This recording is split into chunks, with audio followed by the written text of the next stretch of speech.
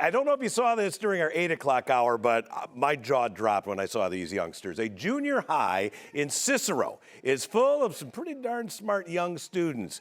Gabby is live to show us Unity Junior High's underwater robotics team. You know, when I was in high school, if somebody said underwater robotics, they would have been a joke. But this is for real, Gabby. In college even, Mike. Yeah, this is some impressive stuff. So there are close to 2,000 students, 7th and 8th graders here at Unity Junior High. And yeah, they're all special, but these 13, man, do they have some skills. We were able to hear from all 13 of them about their projects. And we have a couple more to just recap what they've been talking about, what they've been working on just this year. All right, Caleb, I'm with you. Now, there's different sections in this underwater robotics team, but you have just one robot that you're showing us this morning. What's this one about? This one helps us pick up coral, complete tasks. We made it with a slant so that it was faster in the water and it was more agile. We also tested different propellers to see which one was the fastest. There was another fastest propeller, but we decided to use this one because it was cheaper and it was there wasn't much of a change. Caleb, what was the prompt for the project? Was it to try to do a certain thing with the robot? The prompt was to help coral reef restoration because there's coral in the sea that is getting damaged. So that was the task that our robots had to complete. Do you find it hard when you first heard that prompt, or you thought, we can get this done? I mean, last year we did it, and it was a different prompt, but it was kind of harder than this one. So I guess it was, I was a little bit used to it. Okay, Caleb, thank you. So Mark, you were telling me all about your robot here. It has a certain name, but we also have some video of it in action. So can you tell the audience how it works underwater and what they're looking at? Okay. So what they're showing in the video is our final iteration Bobified. So what Bobified can do is using the hook attached to the front, he can open hatches, he can pick up props, and he also goes through hoops. So what we call these types of robots are ROVs. So what ROVs actually stands for is remotely operated vehicle. So this wire that you see attached to its end is actually a tether, which is attached to a control box that we have over there.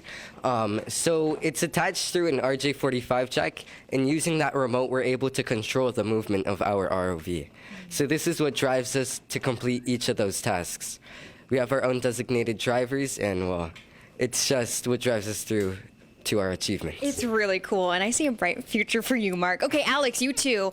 And you told me that you learned a lot this year. Is it even more than you even expected? What are some of the lessons that you took away? I would say some of the lessons me and my team took away is that we really got to work on our teamwork. So it's kind of chaotic when we're working on it, but we got closer with each other and it became less chaotic. It was a better build process, more organized.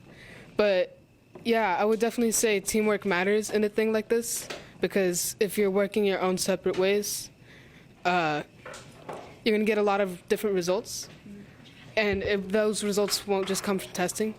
After taking this class, do you feel like you maybe have a future in robotics or engineering?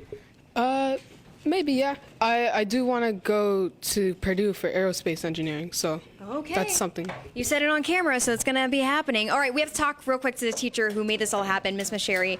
So, I mean, you must be so proud of these students to get all this done in a year. I am incredibly proud of them. They are a very dedicated group of individuals who've worked many hours on all these projects, and they did a fabulous showing at the Wisconsin Regionals, placing first, second, and third, and now they get to go to the University of Maryland for the International Sea Perch Competition. What an experience. Do you see, like Alex just said, a lot of these kids taking this to the next level, maybe doing this in college or the future? Absolutely. There's going to be almost 180 teams there, and they get to collaborate with a bunch of future engineers, and I could see all of them ending up at an engineering university. Okay. Thank you so much for letting us join in your classroom and making you guys all present this on camera. All right. Unity Junior High, 13 students doing amazing things here with the Underwater Robotics Club.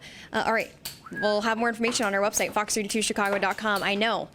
Big stuff happening here, and I see a lot of awards. We can go through so much, but, you know, we only have 2.5 minutes, so you guys are just going to have to follow up with them and see what they do. That was impressive. And the one young gentleman you interviewed who, I'm going to go to Purdue, aerospace engineer. Yeah, something like that, something easy. All right, another great occupation and dedication. This week, Mark.